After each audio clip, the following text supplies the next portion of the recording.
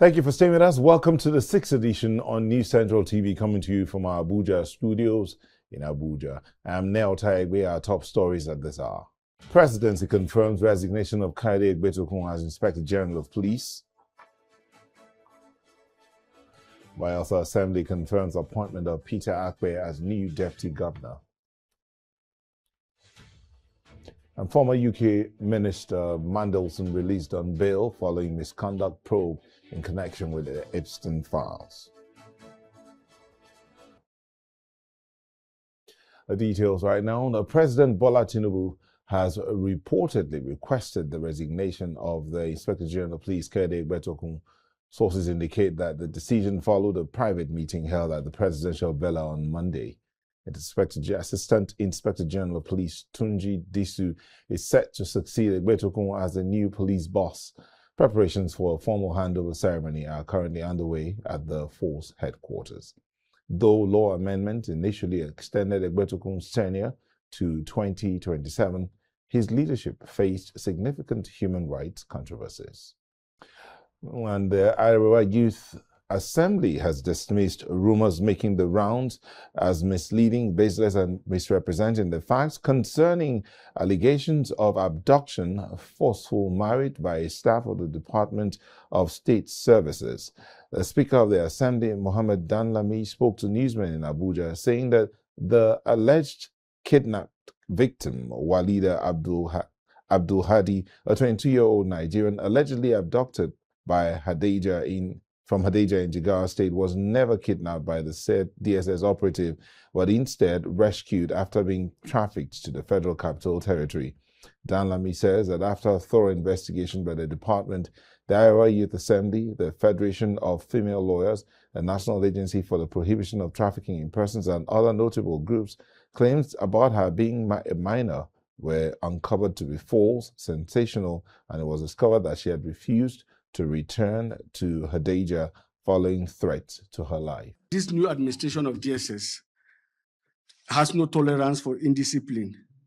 You are aware that 115 of their staffs were sacked, and if you go into their website, you will see this. It is illegally correct to claim that an agency has disobeyed its court order when the same agency has lawfully approached the court to seek a review, variation or vacation of the order, and is waiting the court's ruling.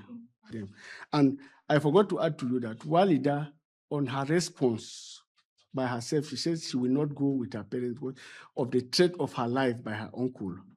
And what she even told us in VGC, she said, if she goes, they might even burn her.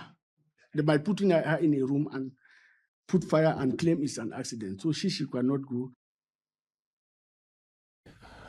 And now I'm being joined in the studio by Mohammed Danlami, Speaker, Iowa Youth Assembly. Thank you for joining us. Thank you, sir. Good evening, sir. Let's start by asking, what's the current status of Walida right now? No, Walida is doing fine. I've met Walida 5 times. And these 5 times, you see a young, beautiful girl who is intelligent, smart, and determined to move forward with her life. So where did that allegation of kidnap come from?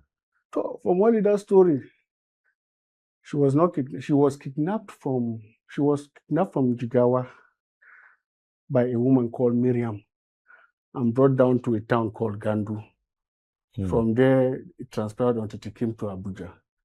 That in Abuja here, it is even the DSS officer Ifeanyi that helped her, and not the Ifeanyi that kidnapped her, according to her own story, from her own words. Just what she told us. Okay. But in your press conference, you said a thorough investigation. Was it your association that did the investigation or the DSS? Well, the DSS, the DSS as the investigative agency. Yes. The DSS, in order to portray transparency, they brought in some CSOs and other groups. Even there was Iowa Youth Assembly, there's the National Youth Council of Nigeria. We have the FIDA, that is the Female International the Lawyers Association. There is the Muslim lawyers. We also have a cleric from a base university who lectures in the law department too. All of us were present there to assess and listen. Even that day, even the parents of Walida were there and her lawyers. So all of us were there. We listened to what she said in front of her parents and in front of everybody. So again, I still ask the question: where did the story of her being abducted? How did the story even start? And then, is she really above 16? If you look at one leader, you know she's above 16. Nobody need to tell you. And though the issue is still under investigation, but in the DSS office, a birth certificate was shown to us, which shows she was born in 2004, as approved by the National Population Commission.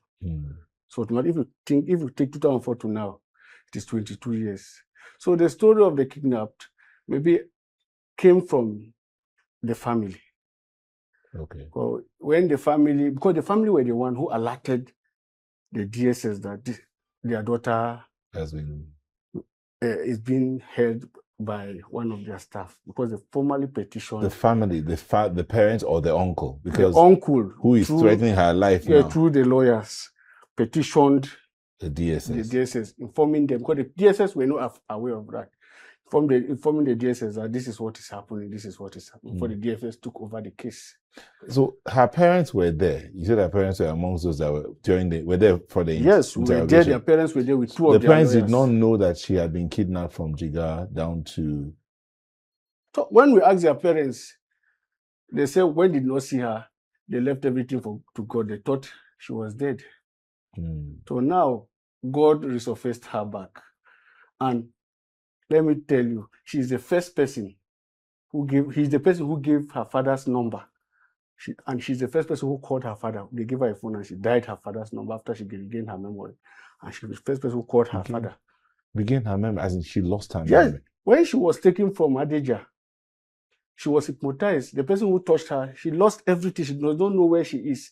Took her from Abuja to Gandu. From Gandu, she was kept in a house. According to these are her words, she was kept in a house where there are many ladies. Some were going out for prostitution or so on. So, by one woman called Miriam. That's when she said the woman converted her to Christian. Okay. And her name was changed from Miriam to Chinasa. And they were saying her father is the husband to the wife. From Walida to Chinasa. From Walida to Chinasa.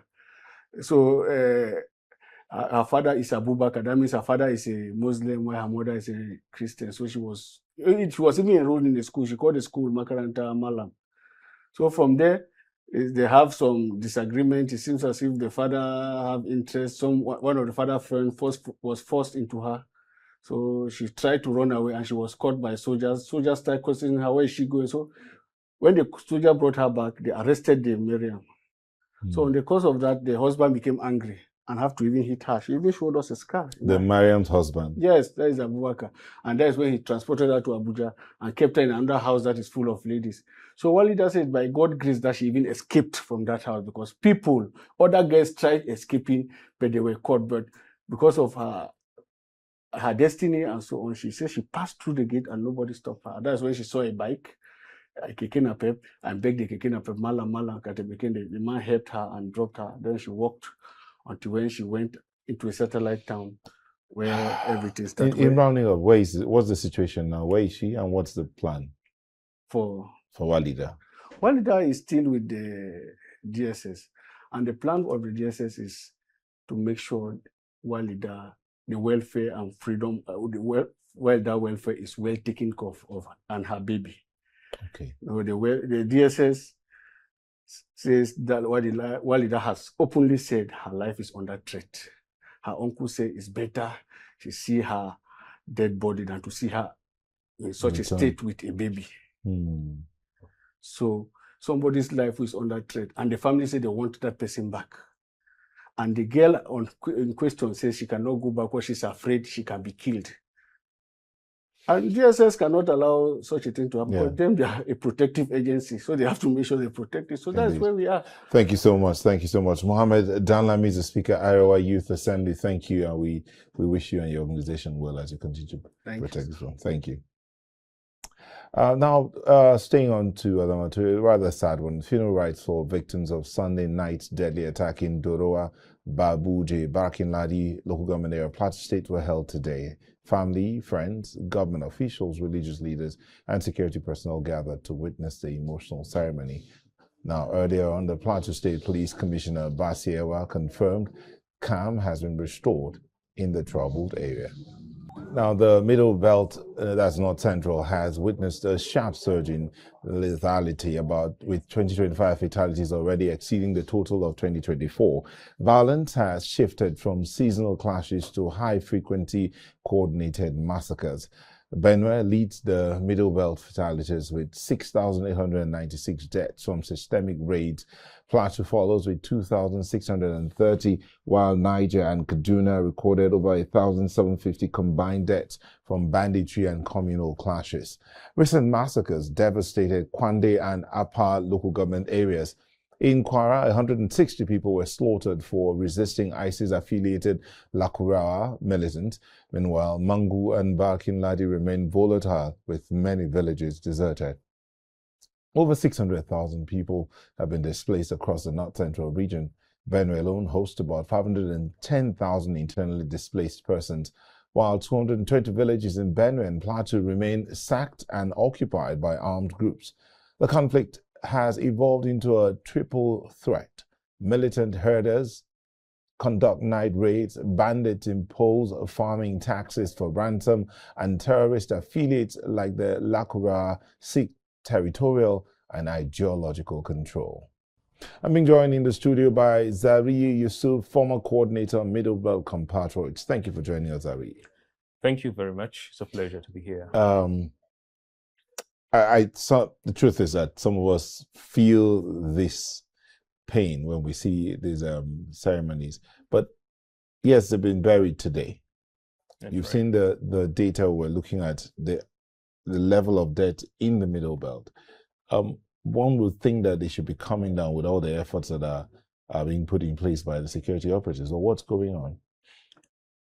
Well, it's quite unfortunate that while it seems the propaganda is more towards getting people to think a lot is being done, change is coming, it's actually getting worse. And let me start by saying, in my estimation, which some people said is too economical, between now and the election we are so crazy about in 2027, we are likely going to see at least 10,000 deaths by the hands of these Islamists, the rate at which they are doing what they are doing. Why would you be projecting such numbers? Look at it this way.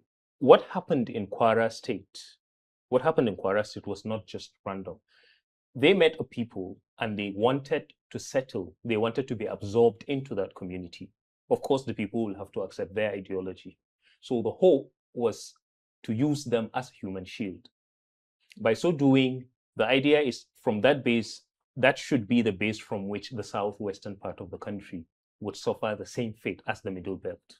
We've said a lot of times Nasarawa is a camp and all of that, but nobody seems to do anything about it. Now, the people disagreed, and that was basically what led to that mass murder. It basically happened within a very short period. When they realized they didn't agree, they needed to punish them. But one of the danger of it was that they set apart those with whom they shared ethnic identity together, and that makes it more dangerous. Now, if that happens, just about close to 200 people were killed.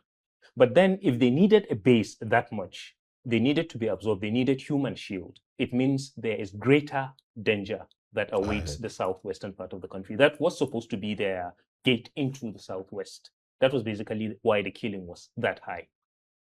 So, and you would hear stories about government paying huge sums to get people abducted to be released and all of that. That gives you an idea of a government, I've always said, that is either complicit or tends to be officially sympathetic to the cause of these, Islamists.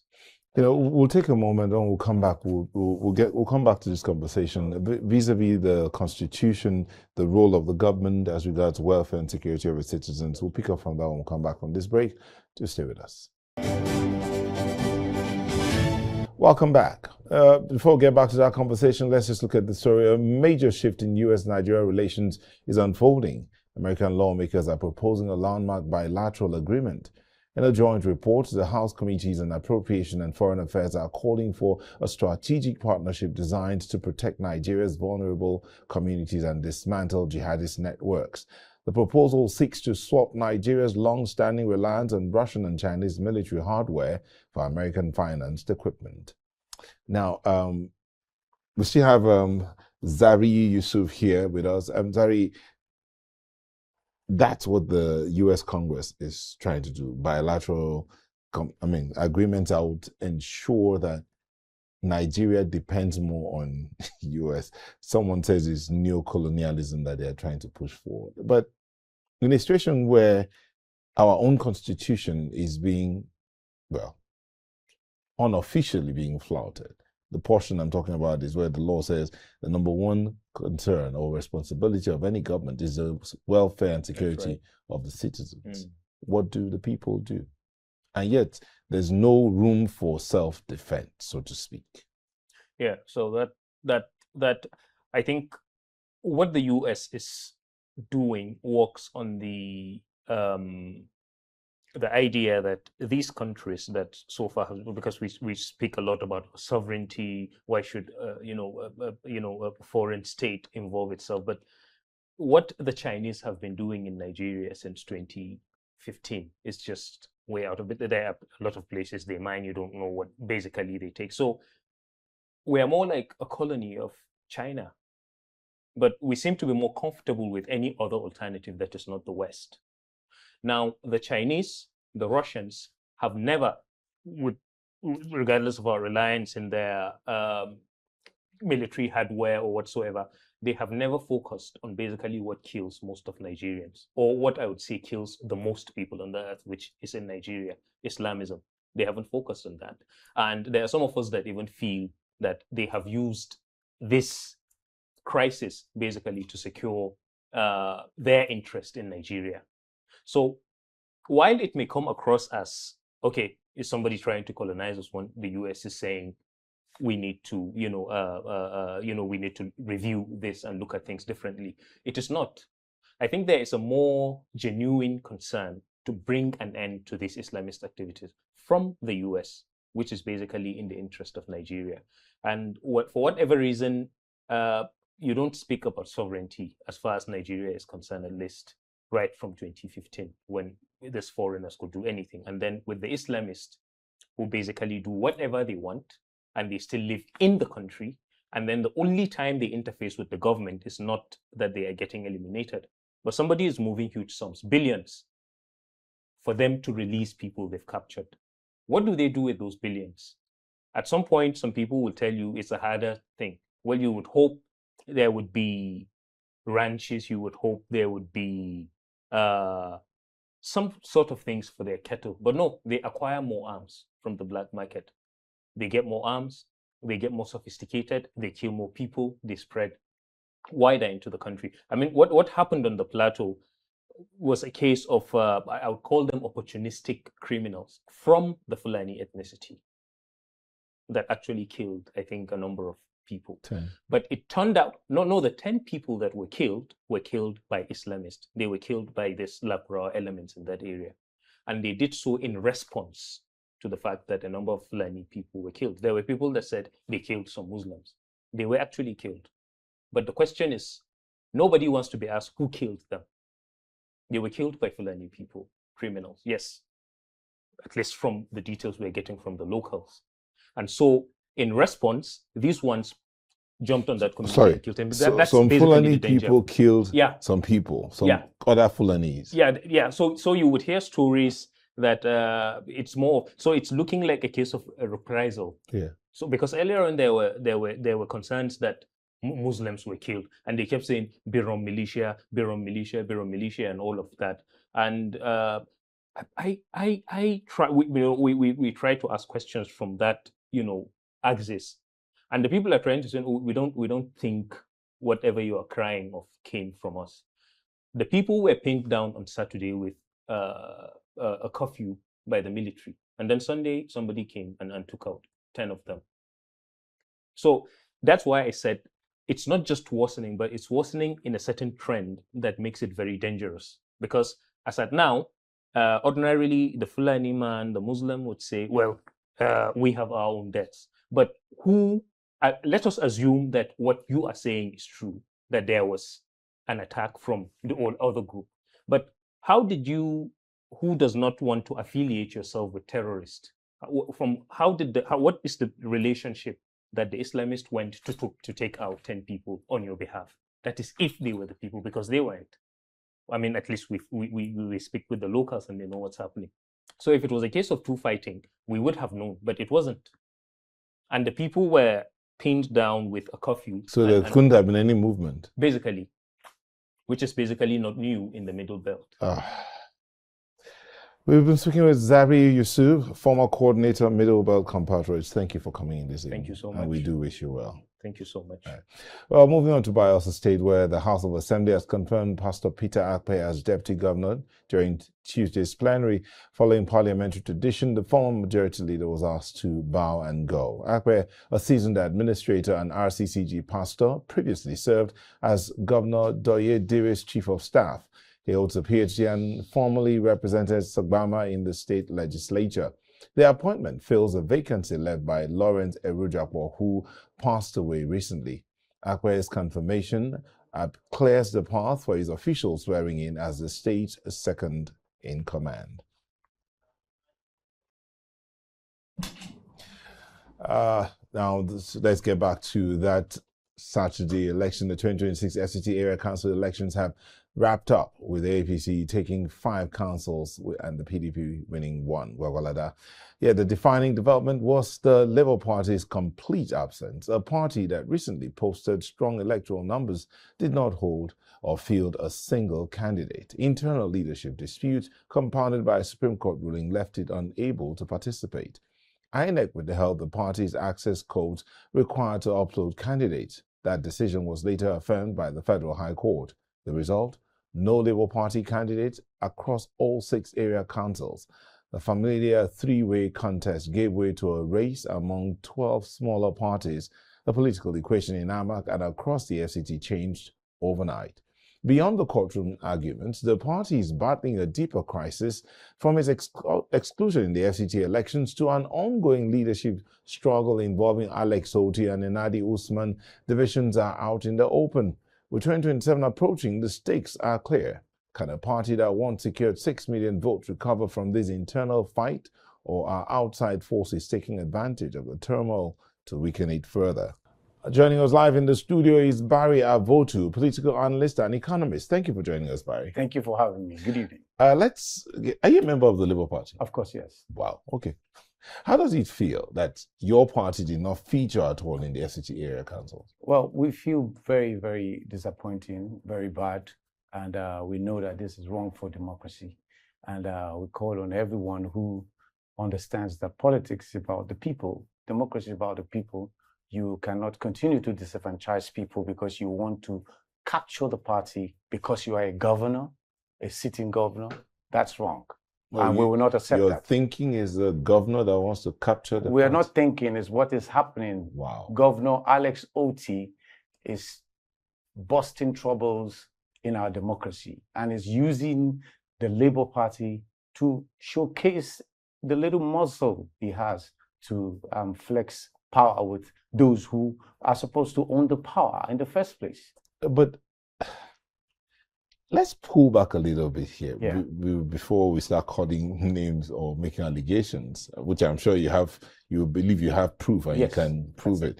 But let's pull back a little bit here. The leadership tussle in the APC, the Labour Party, has been on for quite a while. That's right. And it had nothing to do with the governor of Abia State that you mentioned just now. You know, from the beginning of this interview, you asked me if I'm a member of the Labour Party. I'm an executive member of the Labour Party. And with the little I can say about what's going on, the governor of Abia State and Peter Obi are the people that are trying to capture Labour Party and use it for their personal business. But unfortunately, the leadership of Barrister Julius Abure said, no, we are going to display respect for the rule of law. The party has a constitution that must be followed. Let's look at it from this side. But if you want to look at it from there are those who will argue with you that before these two people you mentioned now came into the Labour Party, the Labour Party, yes, was in existence, but it didn't really carry that much weight. That these two people brought in a lot of weight. And you say they want to capture the party for their own personal. What's that personal thing you think they want to capture the party? I think Alex Oti bringing Nenadi Usman to become a chairman, removing the legitimate leadership of Barrister Julius that Abure. had been removed by your own constitution and a court. No, Julius Abure was never removed by any constitution and was never removed by any court. There's no court in Nigeria that has asked Julius Abure to go. There's no court in Nigeria that has said that the convention in Inewi that elected Julius Abure's leadership is nil and void. There's no court on that aspect. Okay, so and we have a judgment from the Supreme Court that says no court has an order or authority to declare any individual or any group as leader of a political party in Nigeria, except for the Constitution. And what is the Constitution saying?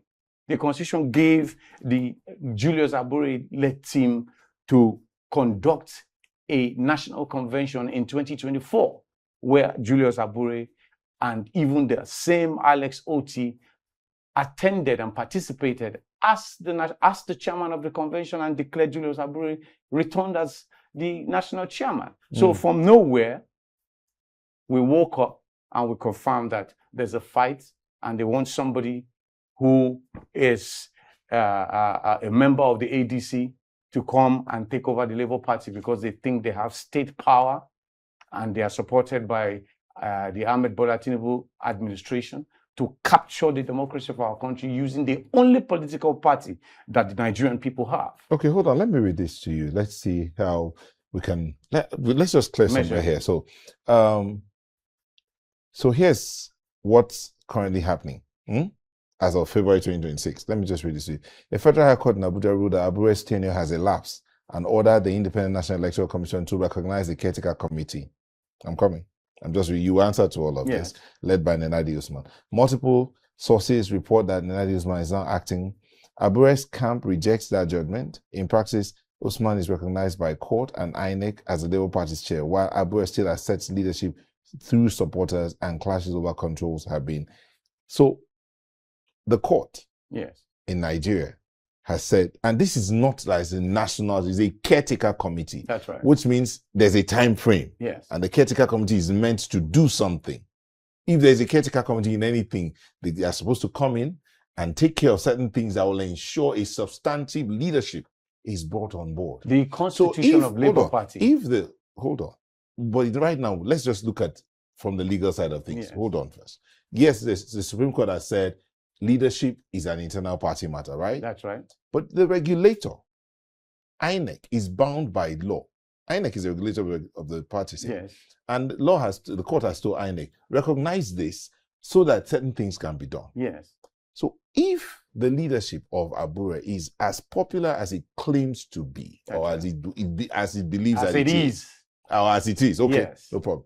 Why won't you just step aside, allow the committee to run a convention? Okay, say your caretaker committee, no problem, we agree. Go and run a convention and we'll be part of it. So that but I want to also inform you and inform Nigerians across the world to understand. I'm only asking a question. Yes, there is something called stay of execution. Abure had the stay of execution submitted to INEC. What does that mean in the court of law? It means stay where you are. Abure has appealed the case. What does that mean? Stay where you are. Okay. So why is INEC so in a hurry to remove Abure's name and replace it with Nenadi Usman, who is not even a member of the party? The caretaker committee that you spoke about is illegal. It's an imposter because the Constitution of Labour Party has no preference for it. So there's nothing like a caretaker committee recognized by the Labour Party. You're a family man. Of course, sure. So if in your family there's a fight where you and your siblings have refused to listen to anybody, you're fighting amongst yourselves, wouldn't that give room for the neighbor to step in to try and put your house together? My neighbor cannot just step in if he does not understand what happened. So the neighbor is stepping in to say, let's have peace so that you can work on That's this not peace, because you are bringing somebody who the Constitution of Labour Party tells the world that is not recognizing. Who is Nenadi Usman? Who appointed her as the committee chairman, as the caretaker committee?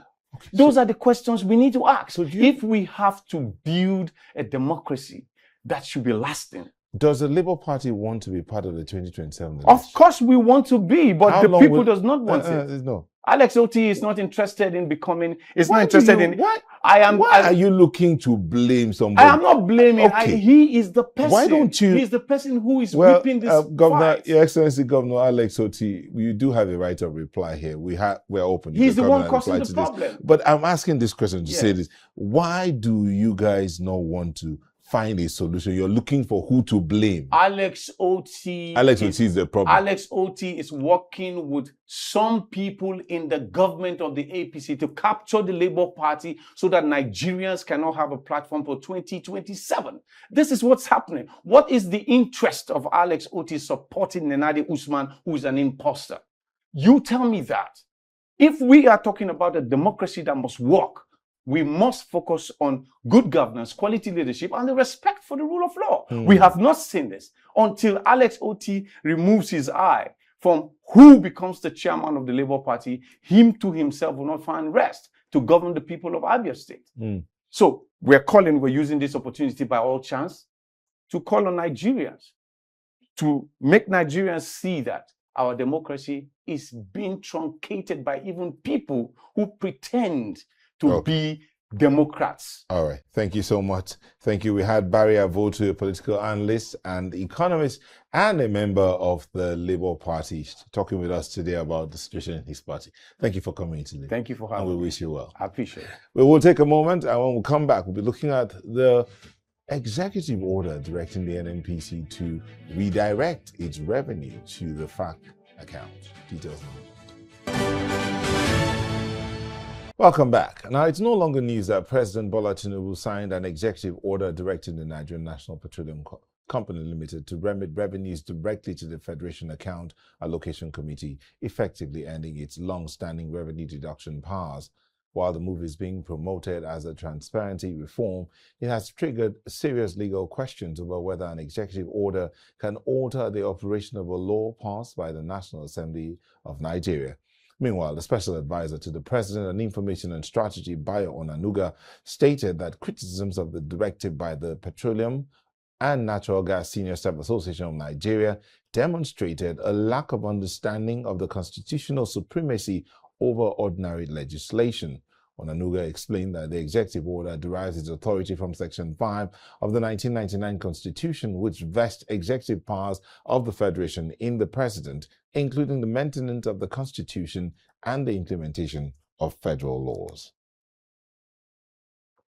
To unpack the legal, fiscal, and industrial implications, we're joined by an oil and gas expert, Nick Agule, joining us virtually from Markadi. Hello, Nick. Hello, good evening to you in the studio and good evening to our viewers globally. And so thank you for joining us. So let's start off with this matter here. So the special advisor to the president says the president passed, that executive order derives its power from Section 5 of the 1999 Constitution as amended, which vests executive powers of the Federation in the government, including the maintenance of the Constitution and implementation of federal laws. But how does this work? Does that mean then the president can just get up and say, okay, these institutions or these corporations set up by law, by the law of the National Assembly, should down tools or wait until this is done? Can that happen? Thank you very much for the question. So basically what has happened here is that, like you rightly said, the Constitution of Nigeria is the ground norm. It is the supreme law of the land. So if any subsidiary legislation is in conflict with the Constitution, that legislation is null and void to the extent of that conflict.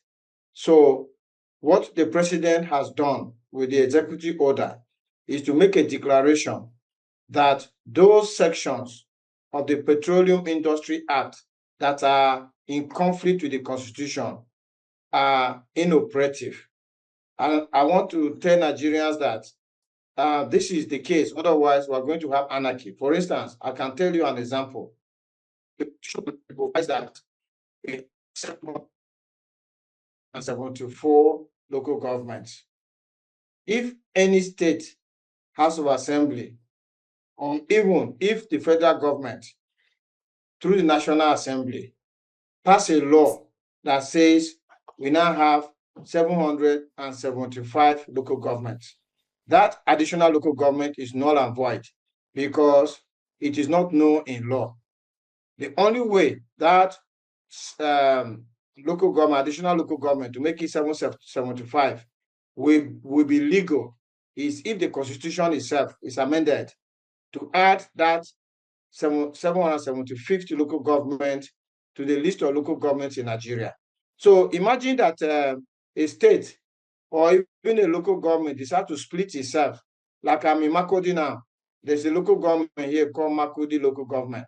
So Makurdi local government splits itself and says, I am now Makurdi North local government and Makurdi South local government. And the president of Nigeria says there's nothing like Makurdi North and Makurdi South. You only have one Makurdi local government. Then a union can come forward and say the president is talking rubbish. He doesn't know what he's saying because that law in Makurdi recognizes Makurdi North and Makurdi South. And some people are even saying it's only the court of law that can say that Makurdi North and Makurdi South local governments are not local governments. And I think people like that are ignorant of the law because how can you take to a judge a meeting does not exist? You want a judge to declare that Makurdi North, Makurdi South local governments don't exist? This is something that did not even exist. How can you declare the non-existence of something that does not exist? So that is it. The Petroleum Industry Act, in those specific sections, Section 9, Sections 64, contravenes the Constitution. And by what I have just explained now, it means they are no law. They are no law to the extent to which they have run contrary to the Constitution. And that is what the executive order has explained. So it is as straightforward as that. Okay, but in terms of, you know that Nigeria derives the bulk of our revenue, foreign exchange revenue, in fact, from the petroleum industry. So knowing that for a while there's been minimal or no new investment in that sector, would this not be scaring away the investors that were still thinking about coming into that sector in Nigeria? Because, I mean, the reforms the PIA had been celebrated by a lot of people. So that's another aspect that people are putting forward. And as far as I see it, it is scaremongering, complete total scaremongering. This idea that the executive order that has been signed by the president is going to scare away investors or is going to damage the reputation of Nigeria or it will make the PIA ineffective is all scaremongering. There is nothing like that. Let's not forget that this executive order is talking about the arrangement between the Federation of Nigeria and the company that they own, which is the NNPCL. This thing has nothing to do with any other oil company operating in Nigeria. In fact, Shell just announced a $20 billion PSC investment for their Bonga Northwest. So you cannot say that if the government says NNPC don't touch my money again, that is going to affect any other investor that wants to come. What the president has done now is what we even encourage investment. And I can explain that. The NNPCL, up to this moment, up to the point of the executive order, was living large on federation revenues. The NNPCL was not living on their own internally generated revenue as a company. Because let us not forget that this same PIA converted NNPC, which is Nigerian National Petroleum Corporation, to a limited liability company registered at the Corporate Affairs Commission known as Nigerian National Petroleum Company Limited. And Company Limited, they don't go to Federation account to be fighting over money.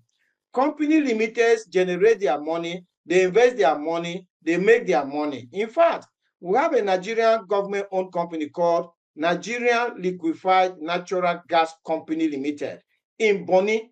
Have you ever heard them fight over federation money? Because as a company, they go to the market and they look for capital, whether it is equity capital or debt capital.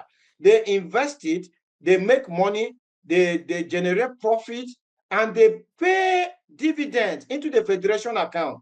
So NLNG is paying dividend into the billions into the federation account, and the NNPC is busy fighting over federation account. Some people may not even know that the NNPC has its own business. This money that the president is saying, don't touch it again, does not belong to the NNPC. It is not NNPC's money. It's not coming from NNPC refinery or gas plant or anything. These are monies that are generated by international oil companies who are running production sharing contract with the Nigerian government. The international oil companies like Shell is running a production sharing contract in Bonga. Anytime you hear Bonga, it's a production sharing contract where the oil company invests their money. When they find oil, they share the oil with the government of Nigeria. The role of the NNPC is that after Shell has suffered and produced crude oil and shared it with the government of Nigeria, the NNPC job is to carry a ship to the Bonga FPSO to carry the crude oil allocated to the government to go and sell it. And as they sell it, they should just bring the money and put in the federation account. And they are not putting the money in the federation account. They now use PIA to keep away 60% of the money. So imagine that Shell offered to Nigerian government crude oil worth $100 million. The NNPCA will carry a ship and will go and load the $100 million, the crude oil. When they now go and sell it, they will not take $30 million and call it management fee. They will take another $30 million. They will call it Frontier Exploration Fund. They will keep $60 million, only them for oil they didn't produce. Then they will not take $40 million. They will go and put in the federation account. Even that one, they will say sometimes that, oh, we have used it to pay subsidy. The federation account will not see anything. What President Tinubu has said is this: that $100 million that you want to carry share oil, which is the Bonga PSC oil, as you want to sell it, please bring that $100 million and put in the federation account. If you incur any cost in selling that oil, sorry, Nick, we will reimburse it to you. Nick, we would have to hang it here for now. I'm hoping that one of these days you'll be in Lake in Abuja, and so that you can come into the studio, because this is a conversation we're going to pick up again. But please, thank you so much for coming in this evening, and I hope that we can have you as early as next week in the studio here, so we can seriously tear into this matter. Nick Agule is an oil and gas expert, and he joined us virtually from Benue State. Thank you so much, Nick. So we'll take a moment, and when we'll come back, we'll be seeing what's going on beyond the shores of Nigeria.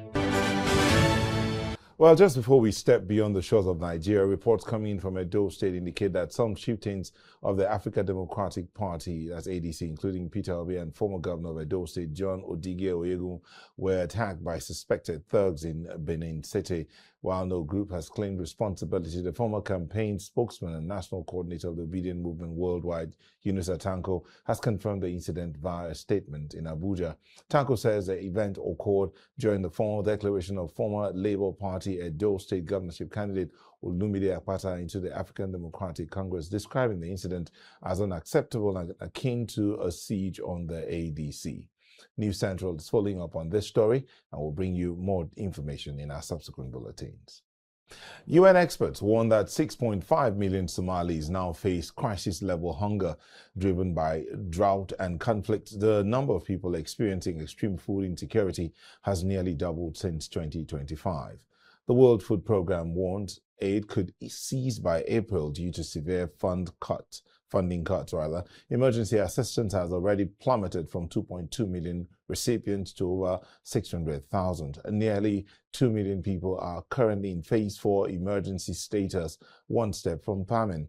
Malnutrition risk threaten 1.84 million children as global humanitarian support continues to decline.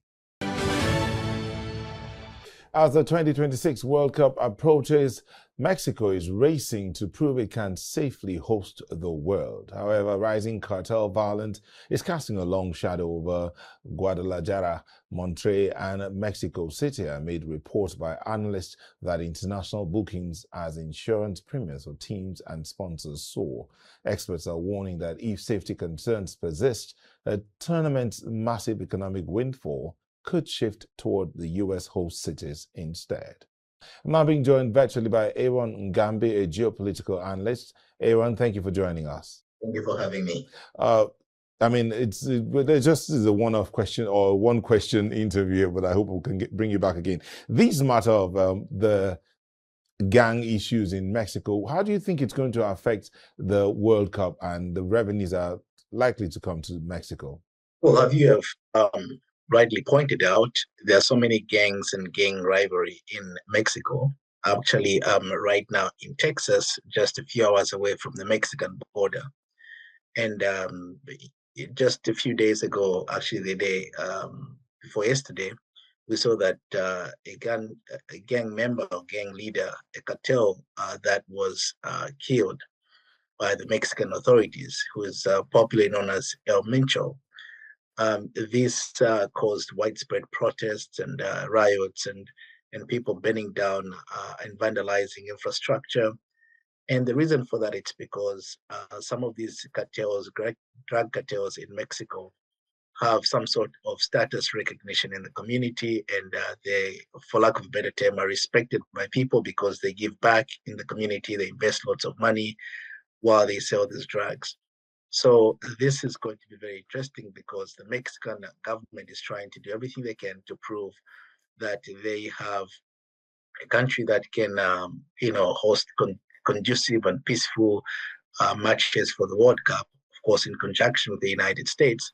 But yet it seems like every time they go after these cartels and gang leaders, it seems like there's a backlash. The supporters, the gang members retaliate, and it is usually violence after violence.